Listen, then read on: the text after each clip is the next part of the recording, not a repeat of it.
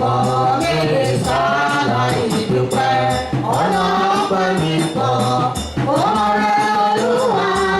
Ọ̀nà ọpẹ́ mi pọ̀ mi lè ṣàlàyé dúpẹ́. Ó tó gbéga, ó tó gbéga, Ọlọ́run tó sọ̀rọ̀ ní dayọ̀. Ó tó gbéga, Ó tó gbéga, ó tó gbéga, Ọlọ́run tó sọ̀rọ̀ wá dayọ̀. Ó tó gbéga. praise the Lord. Hallelujah. Mo yin Ọlọ́run lógo. Ẹ jẹ́ sọ orúkọ yín ní màmá àti ibi tí ẹ ti wá. Èmi ni Ruth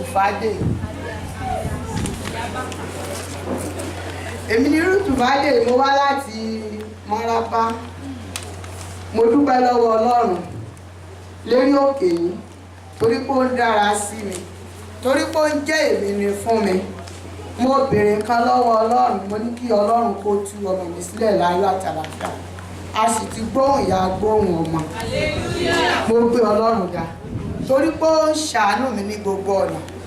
Torí ọmọ náà ó ti yẹ kó bímọ láti 25 oṣù tó kọjá. A ṣáà ń retí, ṣùgbọ́n Ọlọ́run jẹ́wọ́ agbára rẹ̀ lórí òkè. Bàbá ní kí n má wọrí torí bàbá má wọrí. A ní má wọrí pé yóò sọ̀ láyọ̀. Mo dúpẹ́ torí pé ọ̀tá ò bọ́ bàtà sọ sẹ́nu ọ̀nà mi. Ayé ò pín mi kú rọ̀jú. Torí pé orin tí mo kọ́ kọ ní àárọ̀, mo ní ariwo ẹgbà mi níjọ́ tí ó bímọ mi ò tiẹ̀ mọ̀. Ariwo ẹgbà mi ooo, ariwo ẹgbà mi ará àdúgbò, màmá jẹ́ ń bá wọn ké. Níjọ́ tí ó bímọ láì tiẹ̀ mọ̀, èmi ti yẹn kọrin tèmi nílé, ṣùgbọ́n mi ò bá wọn ké. Mo gbé Ọlọ́run ga, mo yìn torí pé ó jẹ́wọ́ agbára rẹ̀. Mo yìn lórúkọ Jésù Kristi. Mo fẹ́ hallelujah méje. Before the seven hallelujah, what our mother is saying is that our whole child went to the stage of pregnancy, and though there was delay in delivery, she came to the man of God upon this mountain, the person of evangelist Sunday Obaniyi, and the man of God prayed for her concerning that issue, and he told her that don't worry, that it is done already, and she believed. She went and the lady delivered the pregnancy safely. Hallelujah. 7 hallelujah. Abi? 7 hallelujah. 1, 2, go. Hallelujah, hallelujah, hallelujah, hallelujah, hallelujah, hallelujah, hallelujah. Amen. Any other place? Fire.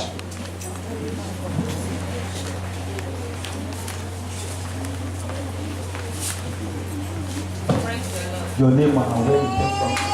Praise the Lord. My name is Mrs. Oglin. Oh, I came from Checking Point. So I thank God for God's protection, kindness, goodness over my life of my family, my parents, my brothers and sisters. I thank God for seeing us through this month again. So this is my testimony in Jesus' name. For these 3 powerful hallelujah. Before we shout the 3 powerful hallelujah, wọ́n dúpẹ́ lọ́wọ́ Ọlọ́run fún ààbò rẹ̀ lórí ẹbí wọn, lórí ará àti lórí ọ̀rẹ́. Wọ́n ní kí a bá wọn ké hallelujah mẹ́ta. 3 hallelujah in Jesus' name. Hallelujah, hallelujah, hallelujah. Any other testimony? Praise the Lord. I want to sing this song to appreciate Him. Who can stand against God? No one can. No one will. Who can stand against God? No one can. No one will. Oh, oh, oh. Victory belongs to Jesus. Victory belongs to Him. Oh, oh, victory belongs to Jesus. Victory belongs to Him. Victory belongs to Him. Victory belongs to Him. My name is Mrs. Kolawole. I want to bless the name of the Lord that today my marriage clocked a year. I want everybody to stand up and help me to shout hallelujah. Kí a tó dìde, wọ́n dúpẹ́ lọ́wọ́ Ọlọ́run pé ìgbéyàwó àwọn òní ló pé ọdún kan. Ọlọ́run kò jẹ́ kí ìgbéyàwó náà kó túká. Ọlọ́run ó pa wọ́n mọ́, ó wà pẹ̀lú ọkọ, ó wà pẹ̀lú aya. Hallelujah. Mẹ́ta. 3 wondrous hallelujah. 1, 2, go. Hallelujah, hallelujah, hallelujah.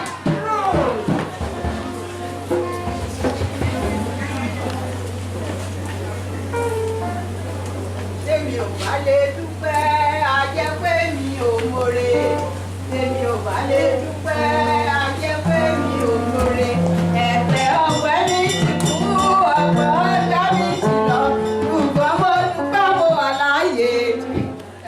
I don't know the song that Ọ̀pọ̀ ẹgbẹ́ mi ti kú, ọ̀pọ̀ ẹgbẹ́ mi ti lọ, ọ̀pọ̀ ló wà lẹ́wọ̀n, ọ̀pọ̀ ló ń ṣe wá ìbára kiri. Tèmi ò bá lè dúpẹ́, àjẹ́ mi ò mọ̀re. Mo dúpẹ́ lọ́wọ́ Ọlọ́run fún oore tí Ọlọ́run ṣe fún mi lórí òkè yìí. Orúkọ mi ni Mrs. Yinka Abdullahi. Ògidì ni mò ń gbé. Bẹ́ẹ̀ tí mo wá lọ́mọ tó ń gbé òkè odò ń bì. Ìyàwó Zẹ́tà ó wá sọ fún mi ó ní àchọ́ọ̀chì kan mọ̀ wà ní òkè odò náà. Òkè odò yẹn ti jìnnà jù. Orí bíi tí mò ń gbé ní 500 naira lọ àbọ̀ ní. Owó ọkọ̀ pé pẹ̀lú àwọn àbúrò ẹ̀ tó wà ń sùn pé mi ò rò pé màá lè máa wá. Bẹ́ẹ̀ tí mo ṣàwá bá wá lọ́jọ́ kan. Mo dé lọ́jọ́, it was on Thursday, so I closed by 4. Mo wá lọ lé mi nílé mọ wá jàre. So after a month, ó wá sọ́dọ̀ mi. Mi tiẹ̀ mọ bára mi ṣe ń ṣe mi ìgbádùn rárá. Mo wá sọ fún mi ní mi ìmọ̀ bó ṣe ń ṣe mí ò pé mi ìgbádùn àtọ̀ pé mi ti rọrùn sùn nísìn. Because wọ́n attack ní 20th December year 2016. Àtìgbà yẹn kò sí church tí mi fẹ́ lọ tán. Àdúrà oríṣiríṣi omi mo ti mú bẹ̀t kò lọ. Bí pé kí n mọ́ sùn kí n mọ́ ṣe. Mo wá sọ fún lọ́tọ̀ yẹn mo ní mi ìmọ̀ bára mi ṣe ń ṣe òkan.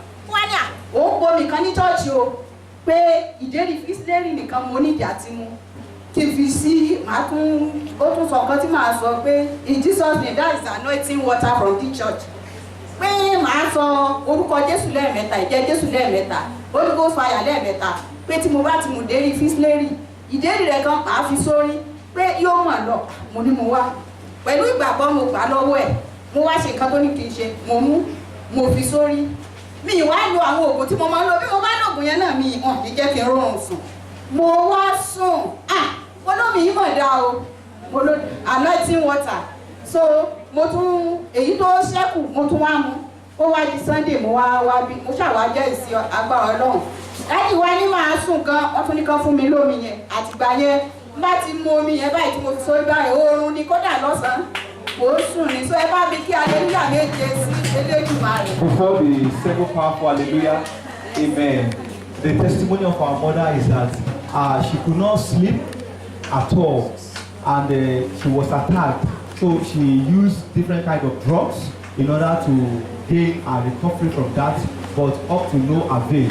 She came to this mountain as she was directed by someone, though she complained that that place was too far, but she came even reluctantly, and the Lord of this mountain met her need, and she was delivered, and she could sleep very well. 7 powerful hallelujah. Hallelujah. 1 to go. Hallelujah. Hallelujah. Hallelujah. Hallelujah. Hallelujah. Hallelujah. Amen. Any other testify before the next testimony? Please, children, please get set. The children should get set immediately after testimony. Praise God. Mo dúpẹ́ lọ́wọ́ Ọlọ́run. Ẹ̀jẹ̀ Jésù tí a máa ń gbà lórí òkè yìí ṣe súpá ẹ̀jẹ̀ Jésù. So mo dé ọ̀dọ̀ ọ̀rẹ́ mi ní ọjọ́ Sunday. So mo sábà tó jòkó lórí iṣẹ́ à. Mo ti ẹ̀ ń sọ̀rọ̀ sí i, ó sàn ṣe bẹ́ẹ̀, ó sàn fọwọ́ ṣàpèjúwe. Kí ló dé? Ó wá nawọ́ sí kùn ìkùn. Kí ló lè fà á? Kí lẹ jẹ? Ó lóun jẹ nǹkan kan. Tọ́ mo ní òkè. Bàdàkẹ́ mo ní Ọlọ́run àdáwọlé ní o. So gbàtí mo sáà jòkó díẹ̀, mo bá dìde, ìyàwó ẹ̀ náà bá jáde síta. Ó lọ gba holy water kan níbì kan. So ó wá gbé fún un, ó lò ó. So mo ń tọ̀, ṣé mo lè lọ lé kí n lọ bá yín mú ẹ̀jẹ̀ Jésù wá? ó ní ṣé màá lè padà wá lálẹ́ àmọ́ ní màá padà wá náà kí ló dé tí mi lè padà so mo bá lọ lé mo bá lọ gbé ẹ̀jẹ̀ Jésù so mo wá ṣàlàyé bí ó sì ṣe bí ó ṣe lò pé ìdérí kékeré orí ẹ̀yẹ pé tó bá ti ka lórúkọ Jésù ẹ̀mẹ́ta ẹ̀jẹ̀ Jésù Holy Ghost fire lẹ́ẹ̀mẹ́ta pé kó ṣàgbé kán kíní ìdérí ẹ̀yẹ kó kàn sẹ́nu so ó ṣàgbé kíní yẹn kalẹ̀ bí dàgbó ti lo ìyí tó kọ́ lò tẹ́lẹ̀ yẹn so still náà kò rọrùn sùn pẹ̀lú ìyí tó kọ́ lò onígbà tó wá di lóru ló bá ṣàgbé ẹ̀jẹ̀ Jésù yẹn ló bá lò bí mo ṣe ní kò ń lò so ó ní kódà kò tó 30 minutes tó fi sùn pé títí tílẹ̀ fi mọ́ òun ní fílì inú yẹn mọ́ so fún ìdí èyí ẹ bá mi ké hallelujah mẹ́ta lórí ọ̀rẹ́ mi. Before we shout 3 powerful hallelujah, our Father in the Lord is testifying on behalf of his friend that could not sleep, and he went to his house to visit him, and he told him that if I give you the blood of Jesus, this will solve the problem. And the man used the blood of Jesus, which we are going to receive here today, and the man slept peacefully. How many hallelujah, sir? 3 hallelujah. Let's shout it. 1, 2, go. Hallelujah. Hallelujah. More testimony.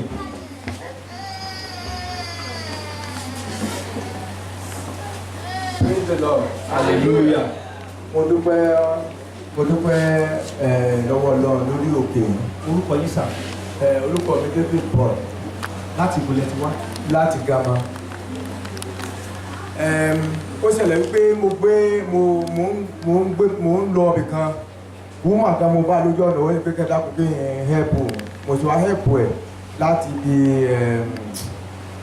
ìgá kan bí.